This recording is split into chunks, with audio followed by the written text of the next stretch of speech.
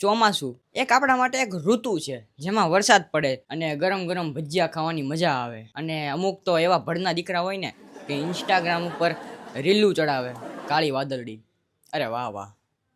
આપણા દેશમાં એક એવો પણ ધંધો છે કે જેના માટે ચોમાસું એટલે કે પૈસાનો વરસાદ. હા, ઈ ધંધા માટે ચોમાસું એટલે કે પૈસાનો વરસાદ. ધંધામાં એટલી પ્રગતિ થાય ને એની વાત જવા દો. અને ઈ ધંધો કયો છે ખબર છે? આપણા ગેરેજ વાળો. ચોમાસામાં જો કોઈ ધમધોકર ધંધો હાલતો હોય ને તો ઈ છે આપણા ગેરેજ વાળાનો ધંધો. એટલે હું તમને લખીને કહી દઉં, તમે બહુ પૈસા વાળા થવાના છો. પૈસાનો વરસાદ થવાનો છે તમારા ચોમાસામાં. એ 5-6 મહિનાની સિઝન એવી હોય ને કે તમારા માટે આમ પૈસાનો વરસાદ આવી જાય એવી સિઝન હોય આ 5-6 મહિનાની ચોમાસાની. શિયાળા અને ઉનાળામાં જો તમે ગેરેજે જાઓ તો ગેરેજ વાળાના કપડાં હાવ કાળા મસ હશે, બધે ઓઇલ ચોંટાડેલું હશે, ગાડી નીચે સૂઈને પાનું ફેરવતો હશે, તો એવી હાલતમાં હશે. અને જ્યારે તમે ચોમાસામાં એ ગેરેજ વાળા પાસે જાઓ ને, બોસની જેમ બેઠો હશે આમ ખુરશી ઉપર, અને તમે એમ કહો કે ગાડીમાં થોડીક સર્વિસ કરાવવાની હતી, થોડુંક પાણી ભરાઈ ગયું છે, એટલે એ તમારી વાત એ રીતે સાંભળશે ને કે જાણે કેમ આમ નાસાનો સાયન્ટિસ્ટ હોય.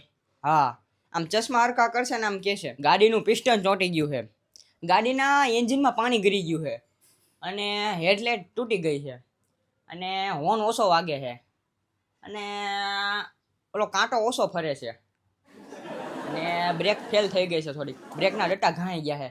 અને એ બધું સાંભળીને આપણને સારું ગભરામણ થવા માંડે. ઓહો. અને આપણે ગભરાઈ જવી, અને ગભરાતા ગભરાતા કેવી એને કે ભાઈ ખર્ચો કેટલો થાય? તો એ આમ શાંતિથી હસી હસીને કહે છે,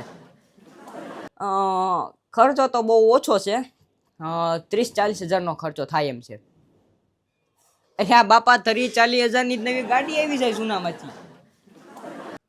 બોલો, આવો એનો ધમધમતો ધંધો હાલતો હોય બોલો ચોમાસામાં. હા, અને એ બધી સિચ્યુએશન ચોમાસામાં જ થાય. બોલો, શિયાળા ઉનાળામાં કોઈ દી તમે સાંભળ્યું કે ડટા ઘાઈ ગયા કે પિસ્ટનમાં પાણી ગરી ગયું? નહીં. પણ ચોમાસું જ એક એવું ઋતુ છે કે જે તમારી ગાડીની પથારી ફેરવી નાખે અને ગેરેજ વાળાને કરોડપતિ કરી નાખે. કાલની જ વાત છે, કાલે હું એક ગેરેજે ગયો. એ ગેરેજ વાળા ભાઈ પેલા એકલા કામ કરતા હતા, પોતાનું ગેરેજ હતું. અત્યારે ચોમાસું હાલે છે ને, અત્યારે એ ગેરેજ વાળાના નીચે 5 જણા કામ કરે. આપણે એમ કેવી ને કે ગાડી રિપેર કરાવવાની છે, તેના માણસોને બોલાવે, એ છોટું અહીંયા આ ભાઈનું કંઈક સાંભળ. વાહ ભાઈ વાહ.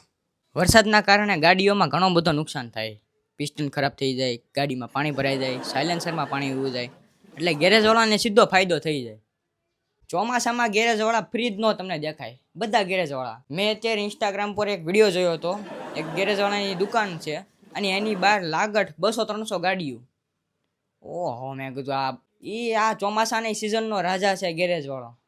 બાકી શિયાળા ઉનાળામાં તો નાના મોટા ખર્ચા થાય જ તે ગાડીમાં, પણ ચોમાસામાં જે ખર્ચો થાય ને, એટલે ચોમાસું આવે અને ગેરેજ વાળો કરોડપતિ બની જાય. ચોમાસા પહેલા ગેરેજ વાળા ભાઈ હે ને સ્પ્લેન્ડરમાં દેખાશે, અને જ્યારે ચોમાસું શરૂ થાય અને 1-2 મહિનો વ્યો જાય પછી એ તમને કાળા ક્રેટા સિવાય ક્યાંય નહીં દેખાય. હા, કે ભાઈ આપણે સાયલેન્સરમાં પાણી વી ગયું થોડુંક, તો એ આપણને તરત એમ જ કહે, હું મારા માણસનો નંબર આપું છું, તમે એની હારે કોન્ટેક્ટ કરી લ્યો. એટલે એ તો ભાઈ બોસ થઈ ગયો છે.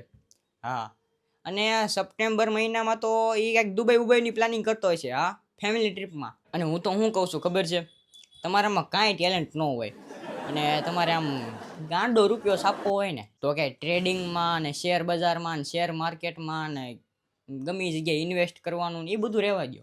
એ બધું હવે જૂનું થઈ ગયું. એક સારો 4 રસ્તો ગોતો કે જ્યાં માણસોની અવર જવર થતી હોય. એ જગ્યાએ તમે એક ગેરેજ ખોલો.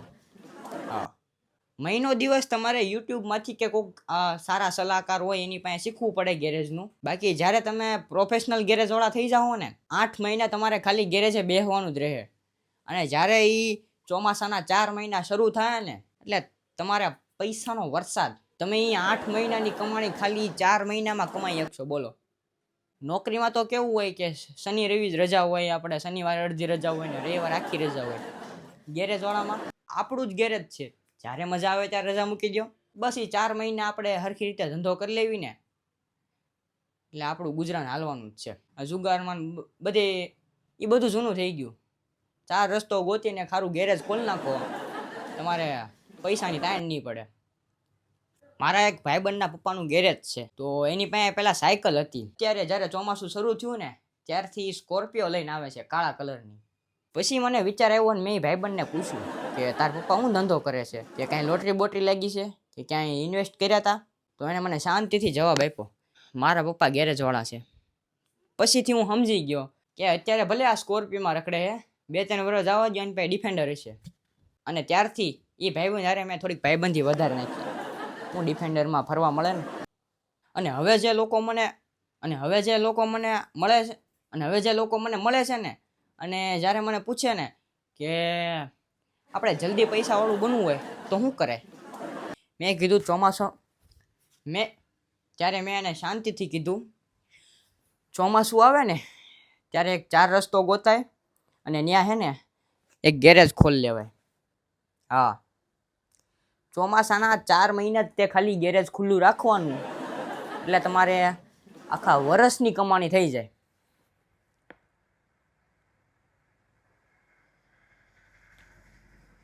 અને ગેરેજવાળું બનવું હોય તો ગેરેજવાળું બનવું હોય તો કોઈ એમાંય ન કે તમે 12 પાસ નથી, 10 પાસ નથી, ગ્રેજ્યુએટ નથી. અરે તમે ભણ્યા જ ન હોય ને તોય તમે ગેરેજ ખોલી શકો.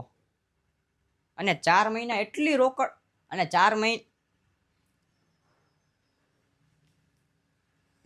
મહિના એટલો પ્રોફિટ થાય ને એની વાત જવા દો. તો બસ આજનો વિડીયો અહીંયા સુધી રાખવી તો કેવું રહે, સારું રહે ને? તો બસ આજનો વિડીયો અહીંયા સુધી જ તે. વિડીયો ગમ્યો હોય તો વિડીયોને એક લાઇક કરી નાખો. ચેનલ પર નવા હોય તો ચેનલને સબસ્ક્રાઈબ પણ કરી નાખો. મળીએ આપણે એકાદા નવા ટોપિક અને નવા વિડીયો સાથે. તો બધાને Tata, bye bye, good bye.